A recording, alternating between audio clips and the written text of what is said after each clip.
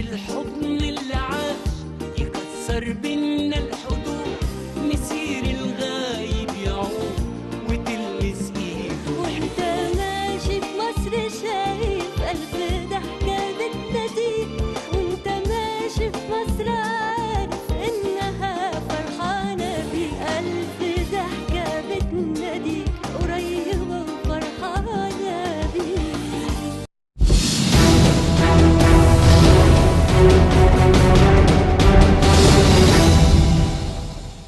Welcome back, dear viewers. You're still watching Nile Cruise on Nile TV, and in this very important segment, dear viewers, of course, conference and exhibition tourism is considered an important tourism product for the country. It provides a great opportunity to highlight the Egyptian touristic destination, especially since the country has the infrastructure and the appropriate and well-qualified components for this unique tourism product. Egypt's tourism enjoys environmental and, of course, culture factors in addition to its geographical location and its political and regional position. Due to this, it represents a very distinguished location to host dozens of international conferences annually in all fields, especially since Egypt has conference rooms at the highest level and qualifications. We are honored in this segment, dear viewers, to have with us our dear guest, Dr. Abdel, tourism expert, to shed more light on the role of the conferences and exhibitions in boosting tourism. Very good day, sir, and it's always a pleasure, of course, to have you with us in Nile TV on top of all, and Nile Cruise, of course, your informative knowledge always adds to our program, your own essence, of course. Thank you very much, Ms. Rana, and really we are delighted, to be here at the Nile Palace. It's a very prestigious location that thousands of tourists like to come and visit, and they hold, special events, very exclusive over here, and welcoming you as well, and the entourage, and Happy New Year, 2022. Inshallah, it will be a good year for us. Conferences, really, meetings and conventions and exhibitions come under, the term MICE, Meeting Incentive Convention Exhibitions, and it's one of the leading, segments in the travel industry, because the biggest spender as a tourist, are the attendants, and participants of convention, meeting, exhibitions, because they represent their own country, so they are paid so well to sometimes, to fly visit business class and stay, at luxurious hotel, and they have a budget, to entertain, companies and association while they are spending 3, 4, 5 days, in one event. Last week, the Fitur World Travel, conference was held in Madrid, and Mr. Magid Abu Sbera, the head of the Egyptian tourism, was representing Egypt, and we had a very prestigious pavilion over there. Wonderful, sir. Sir, if we come to discuss, of course, conventional centers and conferences, it is worth to mention that President Abdel al-Sisi nowadays is working very hard. We just ended on the 13th of January, we just ended the World International Youth Forum, which took place in Sharm el-Sheikh, of course, and it was one of the leading conferences that took place worldwide, and it was very important, and President Abdel al-Sisi was working very hard, of course, under his directives and auspices, and he was there, which of course enhances youth, and this is a means of enhancing tourism in Egypt. And we still are awaiting, of course, the COP27, which is the Climate Exchange Conference, which will be another one of the biggest events that's going to be taking place in Egypt. Tell us more about it, in Sharm el-Sheikh, of course. Tell us more about, of course, these two very important events that took place. We are out of the context of the Nile Palace, but it's very important because this is your own zone. So I have to talk to you about these very important conferences that took place. Actually, I'm a very fond, of developing and initiating and instructing, courses in convention management and exhibition, because it's a leading business. I've been a tourist counselor for Egypt for 8 years in New York, California, and when I go to Vegas, each hotel has its own convention center that can accommodate from 5,000 to 10,000, participants and attendees. So, and they say, Vegas by itself, generates, around $30 billion, one city because it's only based on conventions and meeting and incentives. So President Fattah al-Sisi is spending too much time, energy, and investment in Sharm el-Sheikh. It became a world hub, like for conventions and meeting. The World Youth Forum, like this is the fourth version of it, and there was over 5,000 attendants, and it went, like really, it was like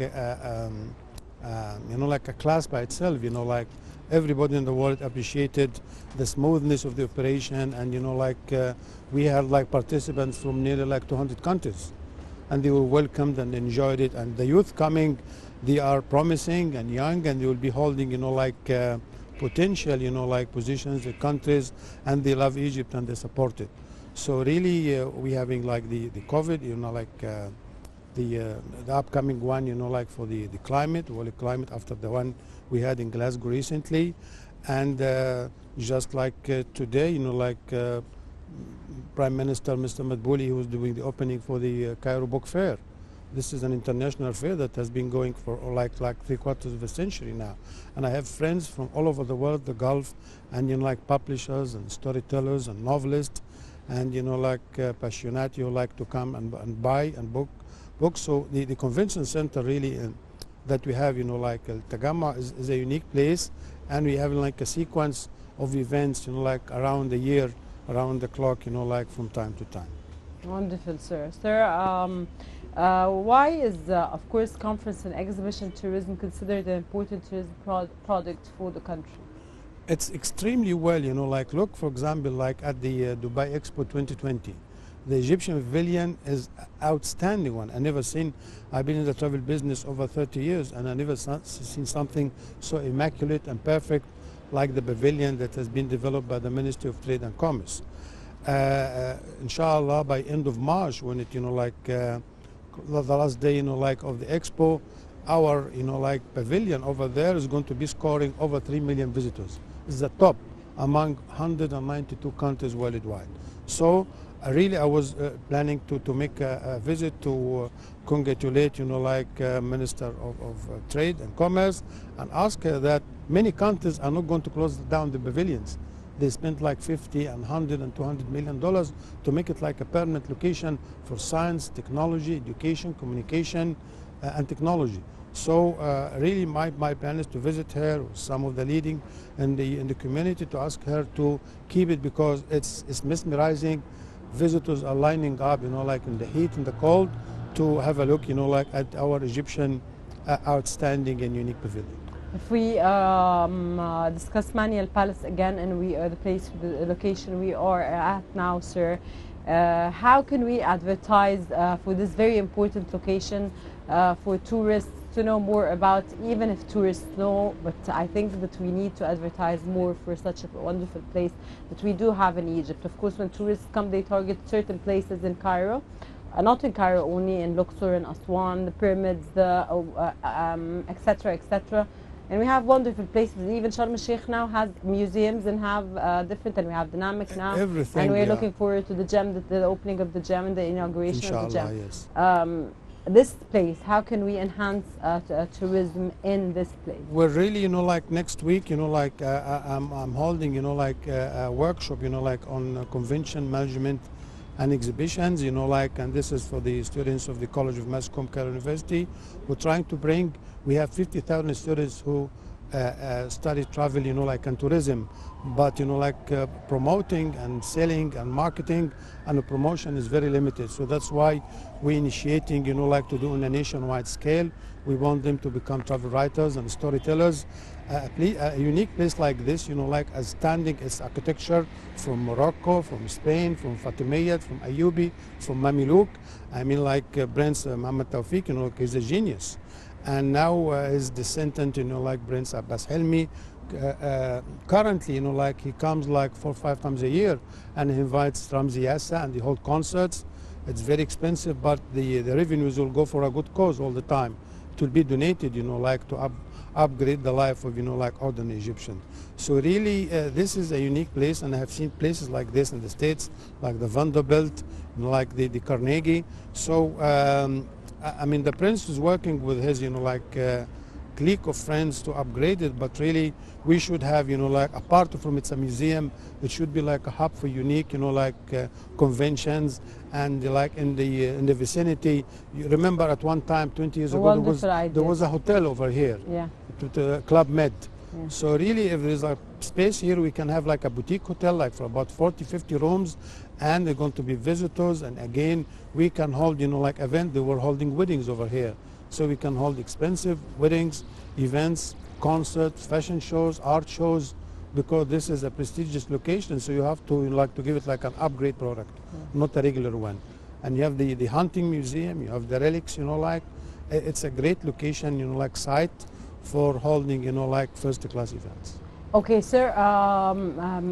The guest before you, when I asked her about brochures, which everybody knows anything about, when you go to any country, you just take the brochure and and you read every touristic destination that you have to go and visit.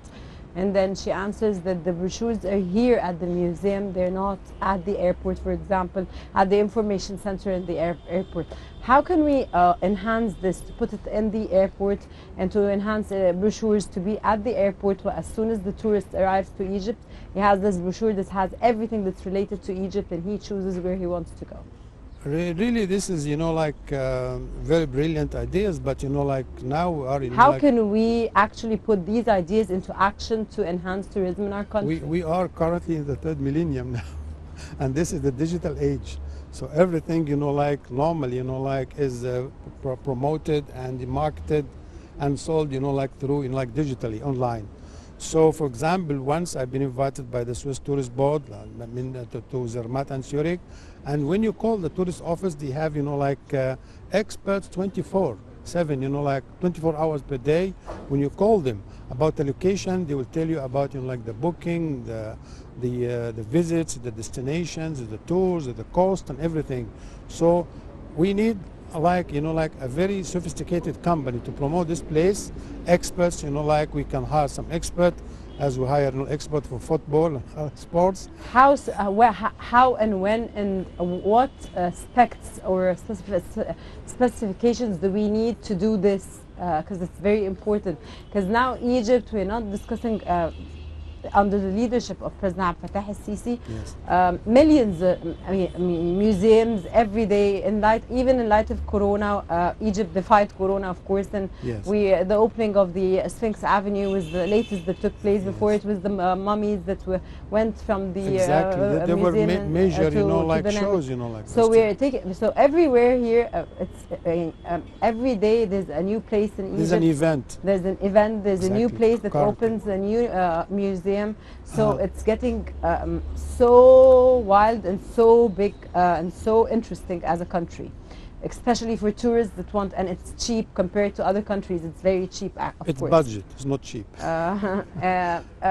When we discuss tourists that come from abroad, we call it, marketing affordable or budget location. What's the difference between affordable or budget location? It's the same category, like when you have like a very expensive car, like in a rank, I don't want to mention names, and you have, inexpensive one, and you have one in the mid-range, so it's called budget or affordable. So that means like the average person, can buy this package or car or tour, whatever. So Egypt comes within this range, yes. Compared to the United Kingdom? Compared to 200 destinations, countries worldwide, we have very excellent prices, and that was reviewed and discussed, by the Egyptian tour operators when they were in Madrid last week, We have good rates, and our Egyptian pound is a good, buy, good price, for yes. US dollars, and it's very strong, thank God, because our economy is developing, and shortly we'll be opening the administrative capital, and it's like the talk of the world, everybody is impressed by the leadership really of President Sisi. He is like the #1 salesman for this country and promoter. He is actually. And a very